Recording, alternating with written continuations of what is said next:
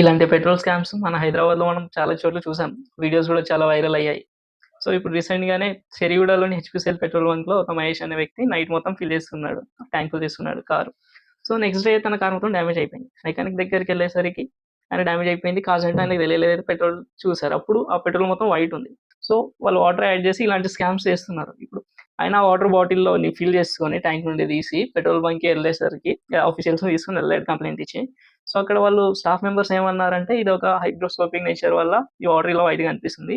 ఈ E20 ethanol 20% ఏదైతే ఉందో పెట్రోల్లో దాని నేచర్ అలాంటిది, అందువల్ల అది అట్మాస్ఫియర్ నుండి డ్రాప్లెట్స్ని అబ్జర్వ్ చేసుకుంటుంది, అది వాటర్గా మారుతున్న తర్వాత వైట్ అవుతుంది అని చెప్పారు.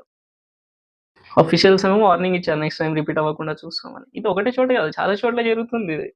ఈవెన్ E20 పెట్రోల్ కూడా 2023కి ముందున్న వెహికల్స్ దేనికి కూడా కంపాటబిలిటీ లేదు. అయితే ఇన్సూరెన్స్ వాళ్ళు ఏమంటున్నారంటే మేము గ్యారంటీ ఇవ్వలేము, మేము మీకు ఇన్సూరెన్స్ ఇవ్వలేము, మీ బండి ఒకవేళ E20 పెట్రోల్ వల్ల పాడైపోతే అని అంటున్నారు. ఇప్పుడు 2023 తర్వాత కంపాటబిలిటీ వచ్చింది E20కి 20% ఇథనాల్కి. ఇంత ముందేమో 10% ఇథనాల్ యూజ్ చేసేవాళ్ళం. ఇప్పుడు కొత్తగా తెచ్చిన రూల్ ఈ గవర్నమెంట్ 20% ఇథనాల్. ఎందుకు ఈ 20% తెచ్చారంటే మనకేమో వెహికల్స్ మైలేజ్ ఎక్కువ ఇస్తాయి అండ్ పెట్రోల్ మనకి చాలా తక్కువ ధరకే వస్తుంది. పెట్రోల్ అయినా తగ్గిందా కనీసం? అది కూడా లేదు. సో ఇదంతా బెనిఫిట్ ఎవరికి వెళ్తుంది? ఒక మనిషికి, ఎవరైనా, Nitin Gadkari, road transport and highway minister ఇండియాలో, మన రూలింగ్ పార్టీలోనే ఉన్నారు.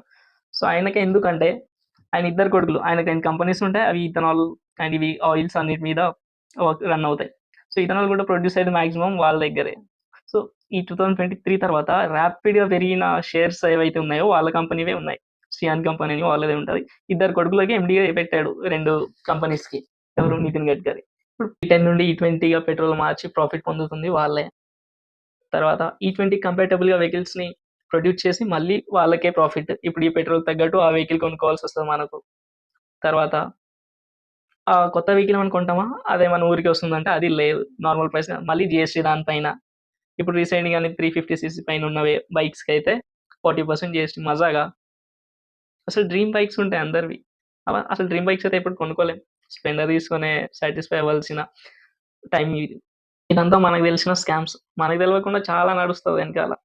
అవి మన వరకు రావు కూడా, మనం ఎప్పటికీ తెలుసుకోలేనటువంటివి కూడా చాలా ఉంటాయి. ఇలా ఉన్నది ఉన్నట్టు నిజాలు మాట్లాడితేమో యాంటీ నేషనలిస్ట్గా ముద్రిస్తారు.